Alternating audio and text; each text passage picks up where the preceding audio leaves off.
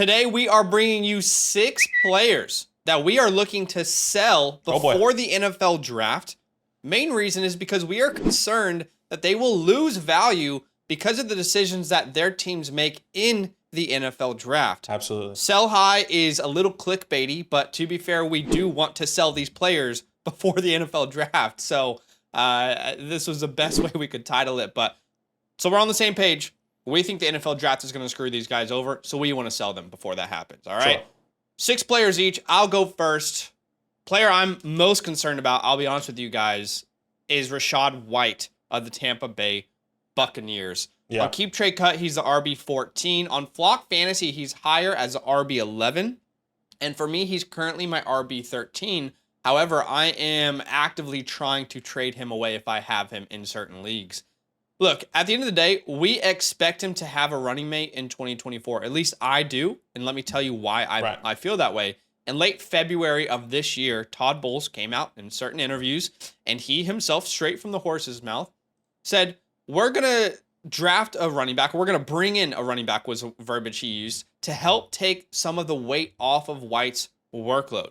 His words, not mine. Okay? And it makes sense because if you look at the depth chart in Tampa Bay, it is completely barren. You've got Rashad White. After that, you have Sean Tucker, rest in peace. Fun idea, didn't work out. Miss you every day. But you have a 27-year-old Chase Edmonds and a 28-year-old Patrick Laird. That is your depth chart right now. Look, last year, Rashad White was the unquestioned workhorse. He kind of had to be because there was no one else. But let's look at his usage in 2023. No running back had more snaps in the NFL than Rashad White. He was first in the NFL. His snap percentage was 4th in the NFL. And by the way, when we go back to the snaps, 824 snaps, that is 192 more snaps than Breece Hall in the same amount of games. Yeah, that's Does that blow anyone crazy. else away? Yeah. Absolutely crazy to me. His rushing attempts, he was 2nd in the NFL in rushing attempts with 272. Only Derrick Henry had more rushing attempts last year than Rashad White. His rushing attempt share, percentage of his team's rushing attempts, he was 7th in the NFL, a higher attempt share than Travis Etienne, Jonathan Taylor, Christian McCaffrey, and Breece Hall. JT makes sense because he was injured, right? Sure. You look at his contributions to Tampa Bay's offense last year, he contributed to 62% of their rushing attempts, over 65% of the rushing yards, and 75% of the rushing touchdowns. So you're probably sitting there thinking, if you have Rashad White, you're probably angry right now. I get it. Look, I understand.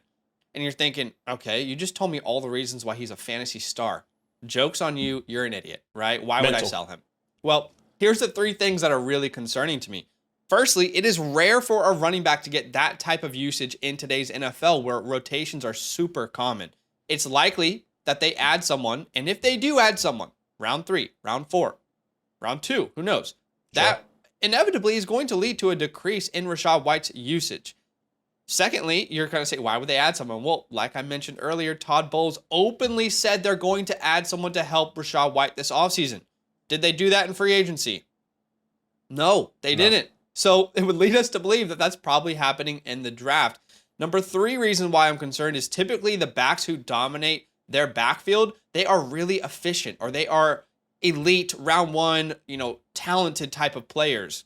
Rashad White last year was super inefficient. And we'll talk about his offensive line, but let's look at his inefficiencies last year. In yards per attempt, he was 86th amongst running backs. His explosive run rate, runs that went for over 15 yards, the percentage of those runs, 2.2%, which is 77th in the NFL. But Aki, have you been hearing all offseason that Austin Eckler has lost his step? He has lacked all explosiveness last year. Have you heard that? No doubt about it. Well, what if I told you that Austin Eckler had the same exact explosive run rate than Rashad White last year? What if I told you that? Would that concern you? It concerns me. No question about it. His missed tackles forced per attempt, he was 91st, worse than Tony Pollard, Miles Sanders, Cam Akers, Dalvin Cook, and Jerome Ford. His yards after contact per attempt, 92nd, worse than Grandpa Zeke Elliott last year, worse than Tank Bigsby, who was awful last year, worse than Austin Eckler, worse than Chuba Hubbard, worse than Alexander Madison. I mean, you guys see where my concern lies here? Sure. If you look at his zone and gap success, Tampa Bay runs a lot of zone. He was 92nd in zone run success rate. Look, what I can already imagine people typing in the comments is, well, you're not thinking about their offensive line. Their offensive line. Well, I think their offensive line is certainly not a top 10 unit, but I think that narrative is a little bit overused. In PFF's final offensive line rankings for the 2023 season, they ranked the Bucs 13th in the league, which is slightly better than average. Don't trust PFF? Well, Player Profiler ranked this offensive line 17th as a unit and claimed they were average in the 2023 season. So this narrative that they were like a bottom 5 unit or anything, like, it's just not true, quite frankly. Right. So again, the team is claiming they're going to add someone. Rashad, his usage is going to be unrealistic if they bring someone back in. It's unrealistic that he repeats that, and he has been inefficient as a rusher. All that is leading me to want to play my values, I guess, play it a little more safe and get a draft pick instead. So if I have Rashad White, I want to get the 110 to the 112 in this draft. Can I get the 110? Can I get the 112? Somewhere in between there, I would love to do that. I will take any 2025 first because I know that those picks will not lose value from now until I draft in my rookie draft. I don't know that Rashad White won't, okay? And if you're looking to pivot, here's some names that were kind of adjacent in Keep Trade Cut. I know we don't love Keep Trade Cut either, but it is the most widely used site. Here's some adjacent names that you could pivot to according to their site. Bryce Young in a Superflex league, Kirk Cousins in a Superflex league, Josh Jacobs.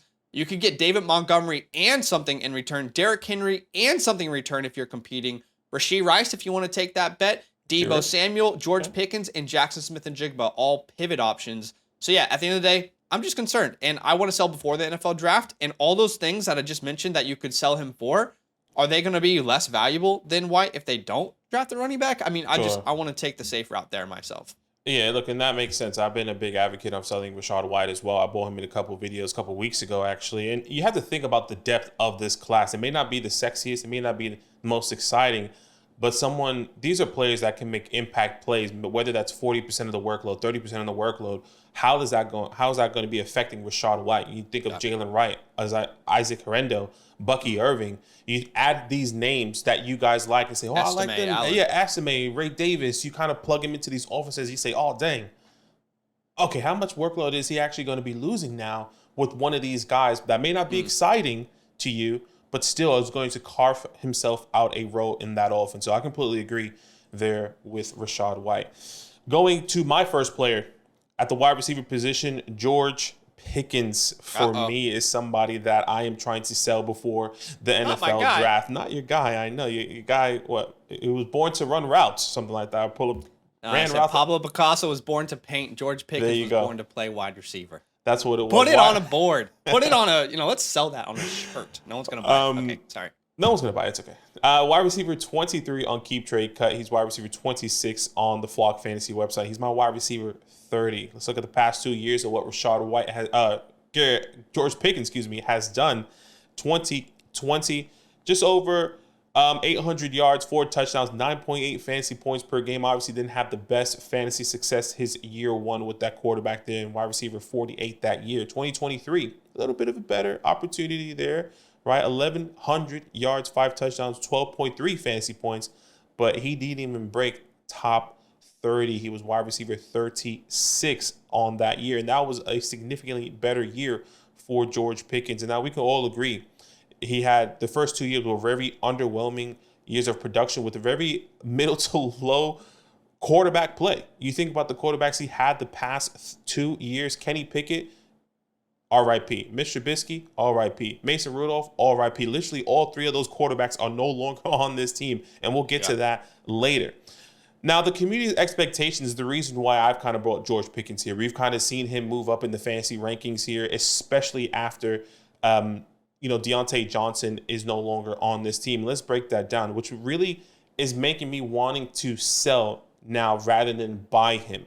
Okay, so because these are the things that people are saying, oh, wow, George Pickens is a buy right now. Deontay Johnson is gone. That's the wide receiver 1. Matt Canada is gone, who was a terrible play call and really didn't get George Pickens in Sure. it work into the offense that we all hoped and expected. And Kenny Pickett is gone, who was a terrible play caller. Now insert the things that have happened for the Pittsburgh Steelers. Russell Wilson, who's had fantasy success. Justin Fields, who also has fantasy success. And then Arthur Smith, who is a new offensive coordinator. I think we could all just say we're not in love with it, but at least it's something new, right? But you have to look, which another thing I wanted to look into was Arthur Smith's offense here. And yes, he has had success in his first couple years as an offensive coordinator for the Tennessee Titans. I kind of broke it down here for you. And I think this is where I see a significant difference based off talent, okay, based off what he has had, right? The first 2 years in 2019 and 2022, you had A.J. Brown, who we all love, wide receiver 21. He did miss those 5 games, wide receiver 12 in 2020. And then it drops down based off of the talent. In 2021 to 2023, you see, Drake London, I think we can all agree right now, he is a better talent than George Pickens, and we have extreme expectations for him coming in now based off of his situation. So that's okay. All right, well, let's look at the quarterback play and what these guys have been doing in the past couple years. Yes, Russell Wilson, we can all agree he has produced fantasy-relevant wide receivers, but he's not the same Seattle Seahawk Russell Wilson. So I'm looking at the Denver Broncos Russell Wilson and what he did those 2 years that he was there. Now, I'm only taking a small, minuscule sample size. But in 2020, Cortland Sutton, wide receiver 43, not up there, right? And we can all agree maybe at his peak, Cortland Sutton was better than George Pickens. Not the case anymore. 2022, 2023, Cortland Sutton, wide receiver 35. All right. Well, you also have another quarterback that they got was Justin Fields. Now, he only had one top 10 finish. And if you're not a Justin Fields believer, but you believe in George Pickens, then maybe you should be a Justin Fields believer, okay? Mm-hmm. Because you're kind of contradicting yourself there. In 2021, obviously, Darnell Mooney, wide receiver 23, and that was with Field and Andy Dalton, so that maybe doesn't really count. In 2022, Darnell Mooney, wide receiver 73. Okay, doesn't really work out that way. But this past year, we saw his first fantasy, producing fantasy-relevant wide receiver, and that is DJ Moore. Once again, the type of talent is different here when you think of how these offenses and how these players have been producing when it comes out to George Pickens. I am not saying in nowhere that George Pickens is not talented or cannot get to this point, but I'm not necessarily sure if he's going to be there going into the 2024 season. Sure. Now, lastly, the 2024 incoming class. Yes, I would say my top 8 wide receivers in the 2024 class is better than George Pickens right now. I would say that with confidence. And okay. For me, coming out at this very moment, maybe you don't believe it. Let me know in the comments down below if you believe these players that I'm going to be listing. If you believe these guys are better than George Pickens, maybe they have some attributes that are better. But I think overall, as a talent, these guys are better, which would make me want to try to acquire some of these rookie guys over George Pickens currently. Obviously, Malik Neighbors, Marvin Harrison Jr. and Rome Odunze are not going to be there for the Pittsburgh Steelers. But you think of players like Brian Thomas Jr., Ladd McConkey, Adonai Mitchell, Xavier Worthy. I'll even throw Troy Franklin in there, even though he haven't had the best, off season going into his NFL career where not too much is going the right way. He had a bad NFL combine, et cetera, et cetera. Sure. The price is where it is interesting. Currently, he is valued between the 109 to the 112. You're telling me in that second half of your rookie drafts, I can get a Ladd McConkey and Adonai Mitchell, who could potentially go to the Bills, a Ladd McConkey who can go to the Chiefs, and Xavier Worthy, right? You slot him into these teams, and you're thinking about George Pickens at the moment. So that could even be a quarterback. What if Bo Nix goes late first? What if the Giants trade up? Get what I'm saying? Yeah. Also, pivot options that you can do for George Pickens. I think of James Cook, I feel really comfortable with. What about a Bryce Young at the moment is valued as a late first, very similar to George Pickens. Maybe you have to throw a little bit more. I have been off of this player, but I would rather have Jackson Smith than Jigba because I feel like the situation is going to be changing there. Maybe not this year, but in the years to come. Jaden Reed, Tank Dell, and then Jordan Addison. Once again, all these players I bought maybe on a sell high before or the pivot option. I would rather have all those guys over George Pickens at the moment. So he's my first sell high player. You made some very good points. I love George Pickens. You made some very good points. We cannot think of Russell Wilson as Seattle Russell Wilson because he's clearly not that player anymore. Mm-hmm. I might disagree on all those wide receivers you name being better than him as a talent. But Sure. that's just my And that's bias. okay. But I would agree that like I would shop him. So I'm kind of there with you. I think that makes a lot of sense. All right, the second player, and yeah, there might be some bias here, but I'm trying to sell Hollywood Brown right now. I think you have a window, and I want to exploit that window. It has to be said, I am biasedly Team Rashee Rice this offseason. He's easily my favorite buy in all of Dynasty football with his legal issues. Now, when you look at the rankings we have for you guys today, for Keep Trade Cut, this is not what will reflect on their website. Sure. They have the rookies already entered into the rankings. We do not yet. So if you take out the rookies and Keep Trade Cuts rankings, Hollywood is a wide receiver 32. On Flock Fantasy, he's a 32. And for me, without rookies, he's my wide receiver 38. There is a possibility that the Chiefs draft a wide receiver in the first or second round this year, especially with the unknowns of Rashee Rice. I'm aware that there's some unknowns. I'm aware that it's a unique situation. Sure. Fled the scene, talks about the weed. Stay off the weed. Stay off. Shout out to that's right, Steven. But I think if this situation clears up in the next 2 weeks, then Rice will be fine, and they probably won't draft a wide receiver in round 1. But that's not typically how things work, right? Typically those situations, those legal matters, they take quite a while to actually clear up. So let's talk about some of the possibilities I keep seeing. Trusted NFL draft analysts, guys in the community that we all love. These are the type of players that I keep seeing them mock to the Chiefs. In round 1, I keep seeing Lab McConkey, Xavier Worthy, Adonai Mitchell if he falls. In round 2, I often see Jalen McMillan, Xavier Legette, Roman Wilson. In round 3, I'm seeing Baker, Washington, Brendan Rice. In round 4, I'm seeing Jacob Cohen, Jamari Thrash, Taj Washington. If they take one of those guys in round 1 or round 2, you're not concerned about Hollywood Brown? That doesn't concern you already? Well, let me turn the heat up a little bit here. Oh boy. What security does Hollywood have anyway? Genuine question. What security does, because right now you're thinking about, oh, Hollywood Brown with Patrick Mahomes? That could be nice. It's a 1-year deal to a team that is unlikely to ever give him a big bag. Why would they? After trading away Tyreek Hill, this team is looking for bargains. They are shopping deep in the $1 Dollar Tree bag every offseason, the Patriot way, the Tom Brady way. Who wants to come win a ring? Why would they sign Hollywood Brown to a long-term deal? And by the way, what can we point to from his past to suggest that his value could rise this year for Hollywood Brown? 5 years into the NFL. And it's funny because my tune on Hollywood's completely changed this offseason compared to last offseason. Last offseason, I felt good. The year before that, he's going to Kyler Murray, his best friend. Surely he gets a contract extension.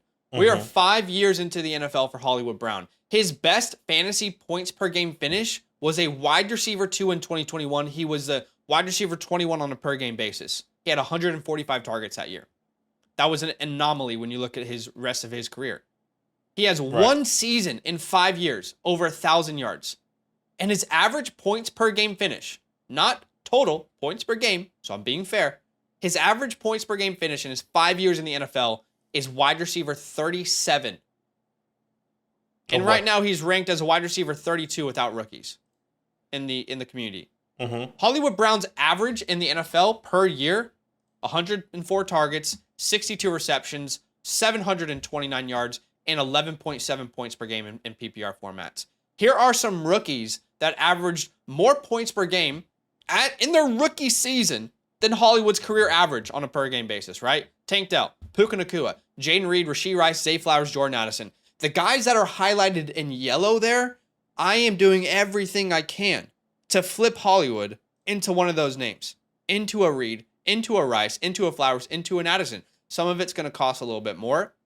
But if I could flip these guys, I would do it in a heartbeat. And shout out to the Flock Fantasy website because we have a calculator that actually, a trade finder rather, that shows you real trades. All the trades I'm about to show you are real trades that happened in sleeper leagues today.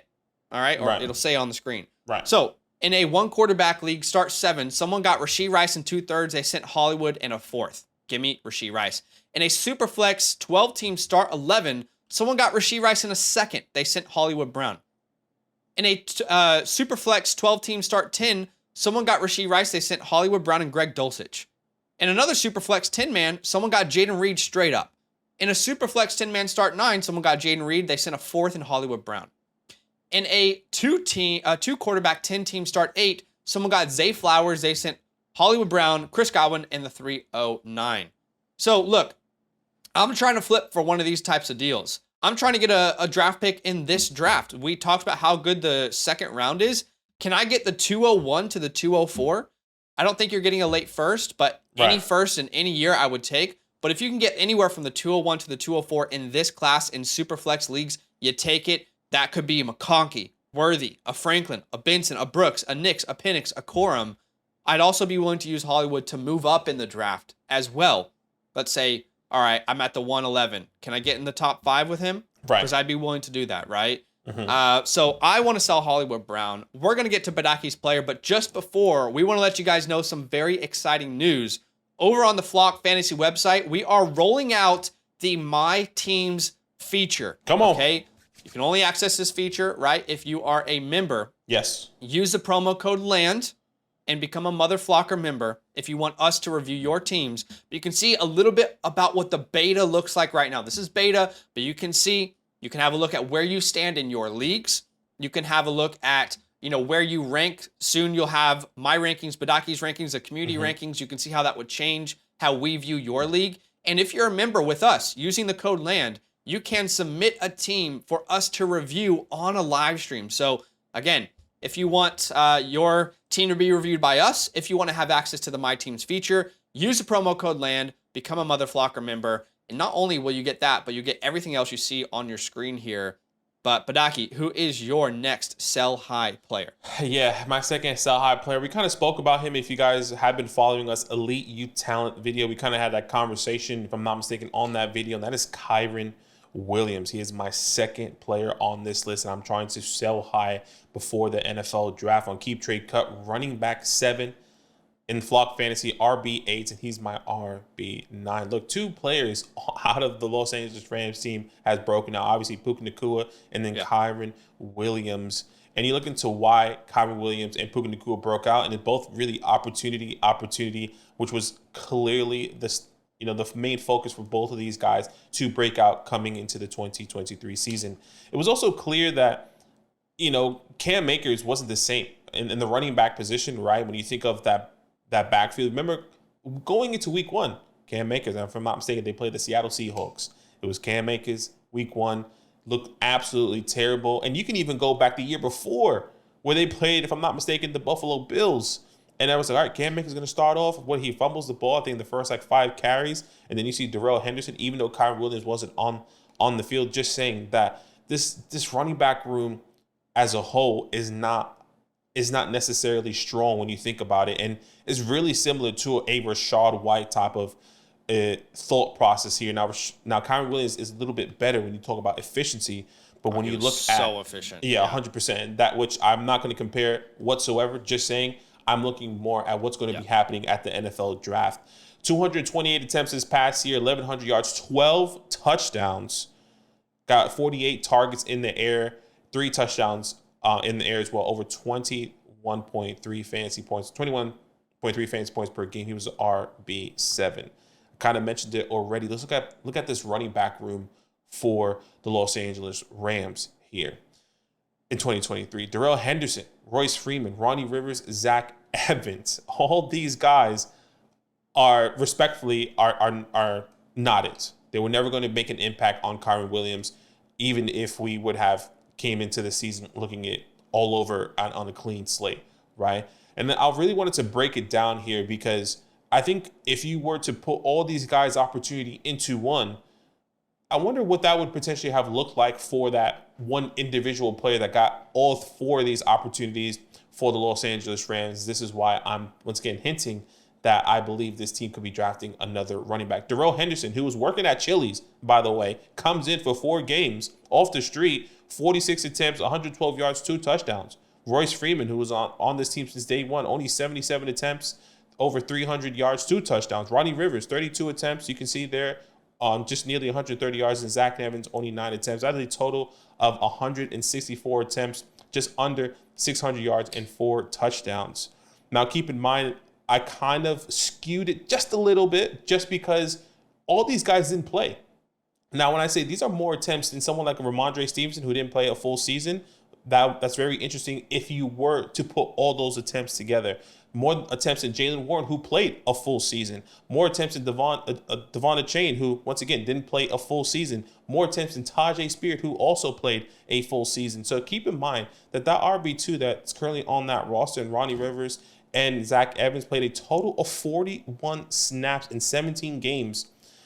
And once again, one of those guys was at Chili's with Terrell Henderson. Now, I did get a little bit of information from Zach. Once again, if you look at some of these sell high players or more stash players or our youth elite videos, Zach did bring a good point about Kyren Williams, and not Kyren Williams, but I guess this backfield, Los Angeles Rams backfield, and some history about Sean McVay and what they were doing in the past couple of years. Sean McVay hasn't had a running back with back-to-back 1,000 yards rushing seasons since 2017 and 2018. He also hasn't had a running back that has repeated teams leading since 2019. So you can kind of see it broken down here. Once again, courtesy to Zach, who has done this in this past video. I think is phenomenal information, because if you think about Kyren Williams going to do a repeat going into 2024, history shows that is not going to happen, right? In 2020, Cam Akers, 31% of the snaps, just over 600 yards. 2021, Sony Michel, just under 900 yards, 50% of the snap shares. 2022, Cam Akers, 47.3% of the snap shares, just under 800 yards. And in 2023, Kyren Williams obviously dominated in those past 4 years. That's percentage of the rushing yards for the team, by the way. Sorry, just to clarify. Yeah. Okay. Sorry. So percentage of the rushing of the whole team. Yes. And then Kyren Williams, 1,100 obviously yards with almost 56% of the rushing opportunities here. And once again, really echoing what Zach was talking about with Rashad White. When you think of the opportunities and you think of somebody else coming in, not saying Rashad White is going to be bad, or Kyren Williams is going to be bad. Not saying that he's going to be somebody that's no longer going to be a top 15 running back. I think where he's at currently, in my perspective, that I think that peak is where it's at right now as the RB7, where he's getting drafted really early in your Superflex startup, and where he's valued currently. I think I might be pivoting, and I would have rather pivot to some of these guys. Regression and help is going to be coming for Kyren Williams, and that may not be a super negative regression, but it may be just impactful enough to where we're going to be looking at Kyren Williams in the 2024 season, or maybe after the NFL draft, just a little bit differently, and where he may not be the RB7 currently, but he may be the RB13, the RB14, because of who can come in and impact this offense. Maybe that's a little bit too low for you. Once again, you think about these running backs in the 2024 class that may not be exciting names, but can definitely carve out a role into this offense. And they can go from round 3 to 6, to be completely honest with you. We've seen Sean McVay take these late round talents and then turn him into something special. Marshawn Lloyd, Jalen Wright, Isaac Correndo, Bucky Irvin, Blake Corum, Ray Davis, even Braylon Allen, who we're not huge fans of. He can carve himself a role in this Rams offense here. And now the value that we all love. We all have been saying the 2024 class has been amazing. He's currently valued at the 108. That 108, who we spoke about earlier, Lam McConkey, Adonai Mitchell potentially, that could potentially be a quarterback. We've seen Brock Bowers fall to the 108, depending on the landing spot. You think of these players that are coming in and how you can pivot maybe to a younger player or maybe to a better situation in the 2024 class. And I'm talking about now pivot players for you and that are currently successful. Michael Pittman is currently valued at the 108, and really, even according to Keep Trade Cut, not a perfect science. Michael Pittman you could do. Maybe you throw a little bit more. A Devonta Smith, a Dalton Kincaid plus. What about a DJ Moore, who we love, that's going to get a new quarterback, and Caleb Williams? Maybe they get another wide receiver, but I still would rather have DJ Moore than Kyren Williams, and they're worth even, according to Keep Trade Cut. And same thing with Nico Collins. Even though they bring in Stephon Diggs, I personally would rather have Nico Collins and take the chance on him going into the 2024 season. So Kyren Williams is my sell high. Yeah, I'd love to tear down to an ETN and get something back, a Saquon and get something back, an Achane, a Cook, a Jacobs, a Walker, and get something back. So I think actually Kyren Williams is a very talented player. I think he's going to be successful. You said that. We do think he's going to be successful. So we both love Kyren Williams, but we're both willing to shop him and get some values that we think are more safe. All right, the third player I am trying to sell high, and it's a little bit interesting because I don't know that he's a sell high. I just want to sell for what he's valued at right now. Sure. That is Josh Downs. Without rookies and keep trade cut, he's a wide receiver 40. He's also my wide receiver 40, but I am looking to sell him in leagues that I have him. Look, this is simple. Like every single mock draft that I have seen in the past 2 to 3 months, at least it feels like it's a little bit, not 100%, right? But for the most part, a very high percentage of mock drafts that I've seen has the Colts going wide receiver or tight end in round 1 or 2, or both, right? Yeah. Daniel Jeremiah, Dane Brugler, Lance Zierlein, Jim Nagy, Bengal from YouTube, all have entertained. I love Bengal, by the way. Yeah. Have all entertained and talked about how their insider sources are like, or how the connections that they have. It makes sense. Like they're probably adding a wide. They're probably adding a tight. If Brock Bowers is there, it's a no-brainer, right? Like so, all these things are continually being talked about. Let's look at some of the latest mock drafts on Mock Draft Database. Brian Thomas and Jared Wiley in the first 3 rounds. Brock Bowers and Tez Walker in the first 3 rounds. Malik Neighbors, they moved up for him. Xavier Worthy in round 1. Xavier Legette in round 2. Roman Wilson in round 2. Here's some other names that I've heard from, again, trusted draft sources. Brock Bowers, Brian Thomas Jr. in round 1. In round 2, I've seen Troy Franklin so many times I don't know how to keep track. I've seen them get Keon Coleman, Xavier Legette. In round 3, I've seen people entertain Tez Walker, Jalen Polk. And the reality is, it feels like they're very likely to add a receiving threat. Could be wrong. But my overall concern is actually less about who they add and more just around this passing attack in general. I think because Gardner Minshew played a vast majority of the year last year, Downs was able to produce, and I'm just not sure that Anthony Richardson's going to be able to do that, okay? Can Anthony Richardson, and if you love Anthony Richardson, if you're a Colts fan, just take a second, please, I'm begging you. Let's step out of any bias for a second. I'm begging you. You can say I'm an absolute idiot in the comments, that's fine, but just hear me out. If you feel like Anthony Richardson is absolutely going to be able to support even one fantasy wide receiver, what about 2? Because we know Pittman's 1. But even just Pittman, what evidence do you have to tell us that will happen? Genuine question. What evidence? There is no evidence based off his collegiate career or his very short first NFL season to say that he can. Now, who knows? He might take a step and he could. But in college, we're talking about a guy, before his last collegiate year, he had 39 passing attempts. We're talking about a guy in his last year where he was drafted top 5, he completed less than 54% of his passes. Threw for 2,500 yards.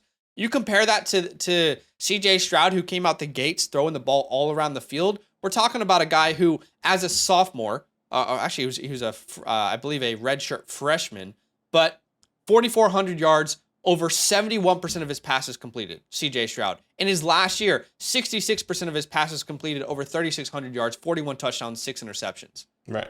It's just a different reality. You can't just say because CJ Stroud and A-Rich were both drafted top 5, automatically A-Rich is going to develop into a good passer. There's no logic behind that. I'm sorry, there just isn't.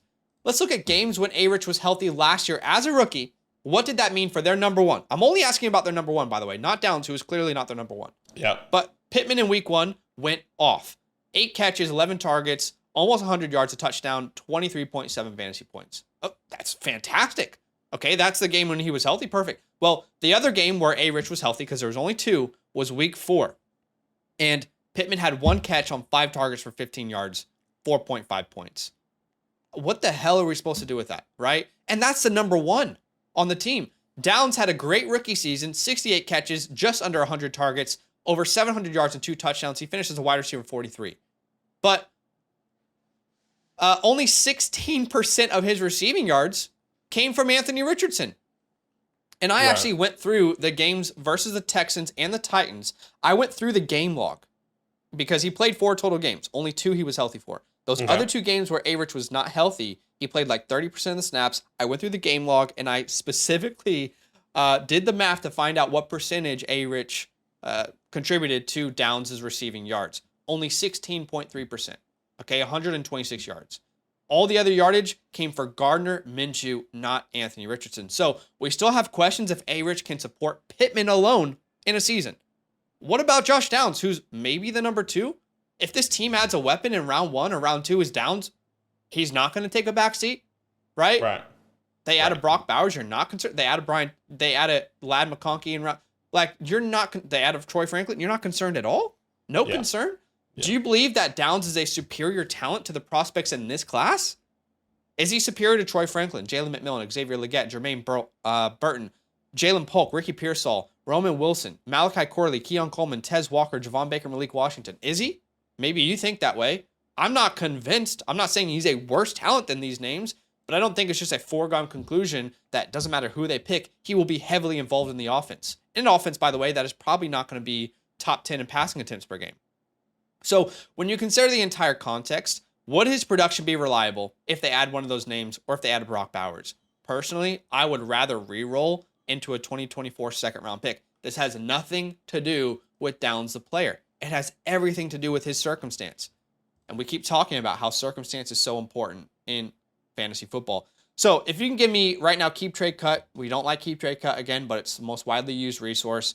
Mid to late second round. So I'm looking at the 206 to the 208. That is a sweet spot where I would like to be. I want the 206, the 207, the 208.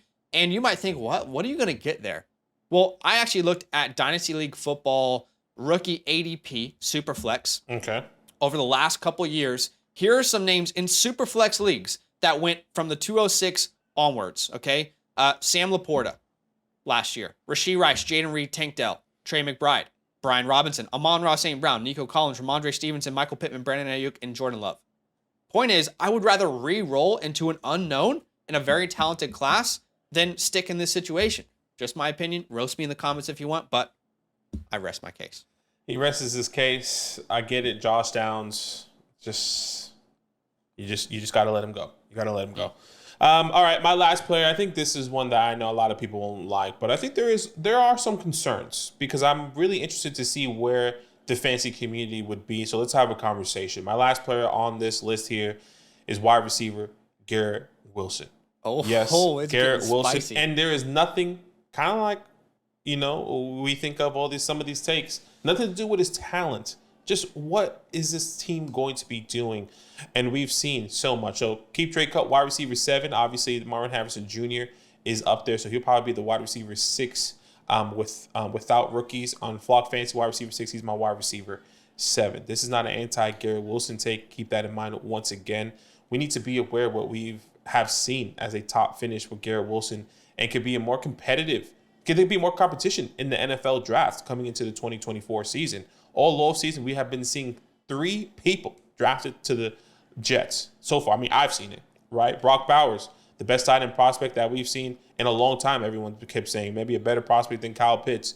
Whatever the case may be, Rome Odunze, who we all love as well, a top 3 wide receiver in the league who can demand targets, and then obviously an offensive lineman. So really just 2 players that can make a fantasy impact on a negative impact on Garrett Wilson. I do believe Garrett Wilson is a better talent according to my gradings coming out of Ohio State, but we need to be realistic and understand that if one of these guys get drafted to the New York Jets, there's going to be some regression or the projections that we have hoped in 2023 that we didn't see with Aaron Rodgers because of his injury going into the 2024 season that we're still projecting before the NFL draft has to be lowered just a little bit. And once again, not an anti-Garrett Wilson take. Let's look at the Jets wide receiver room. Garrett Wilson, of course. Mike Williams, who's coming off that ACL tear. Personally, I don't think he's going to make an impact, a tremendous impact on this Jets team. I think he's a veteran wide receiver that comes in that can be of use. I don't believe he is going to automatically turn around and be the old Mike Williams he used to be, in yesteryear. But he is somebody that could potentially make a minuscule impact or a weapon some of these players and defenses are going to have to look at and not just disregard. But the rest of these players, Allen Lazard, Jason Brown, and Xavier Gibson, are not players that are scary to opposing defenses. This team, as much and how important they do need an offensive line, this offensive line class is also pretty deep as well, which they can easily get in the second round or figure it out. Obviously, they have done some offseason moves. But for me, there's no one outside of Garrett Wilson on this team that is a threat, a game changer, a headache player to opposing defenses. The Jets need more playmakers. And what was the biggest thing that we saw and the Green Bay Packers with Aaron Rodgers. He needs a wide receivers. He needs wide receivers. He needs wide receivers every single year. Are the Packers going to get a wide receiver? I don't know. Are the Packers going to get a wide receiver? I don't know. They don't get him. And then what do? He goes to the Jets. His first offseason going to the NFL draft with this team. I guarantee you he's in that room having conversations right now with the GM and the team owner and saying, look, I love Garrett Wilson. We probably need somebody else. I can manage without the offensive line player. There's no doubt in my mind that Wilson and Aaron Rodgers would have had a crazy season, and he would have easily been a top 7 wide receiver for the fantasy community currently right now. There is no doubt in my mind. Yeah, I agree. How is that going to look now with a Rome Odunze in that offense, a Brock Bowers in that offense? Once again, not an anti-Garrett Wilson take. Can we pivot to something, to a wide receiver that we 100% know is a wide receiver 1, like Garrett Wilson, or that we know that is not going to be impacted by the NFL draft, that we know is going to get 100-plus targets, or whatever that may look like? At the moment, Garrett Wilson, according to the fantasy community, is worth the 102 to the 104.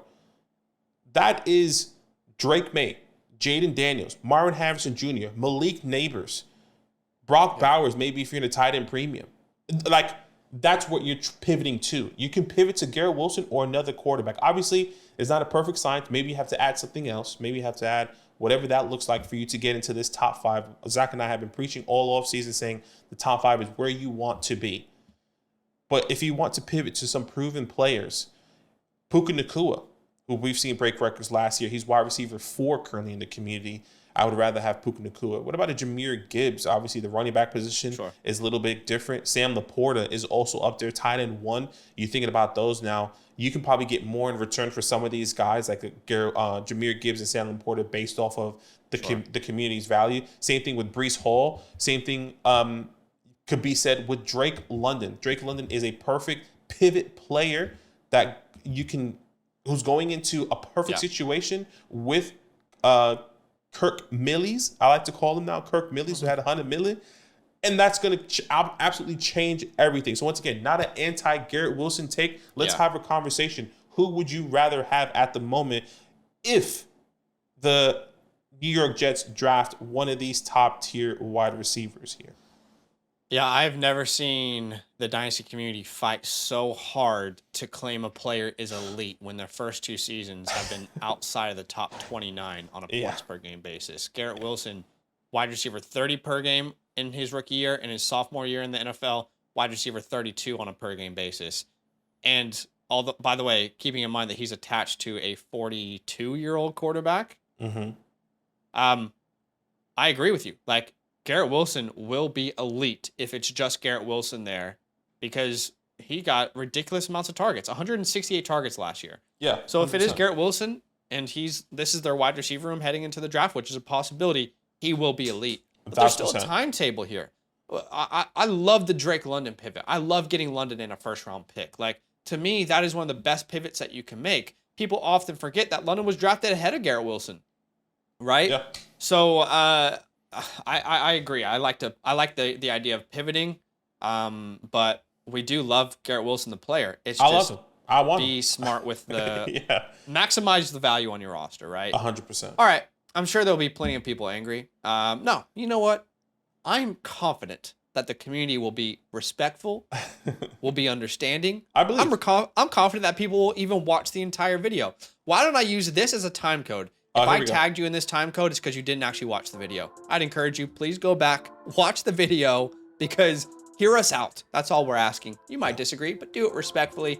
We appreciate you guys. Hit the like button, subscribe. We'll see you soon. All love. Now that those idiots are done talking, who needs some rankings? Hell yeah, I need some rankings. Then use promo code LAND, LAND, for 30% off any membership at flockfantasy.com. Oh. It's so easy. Even your grandma could scan that QR code right there.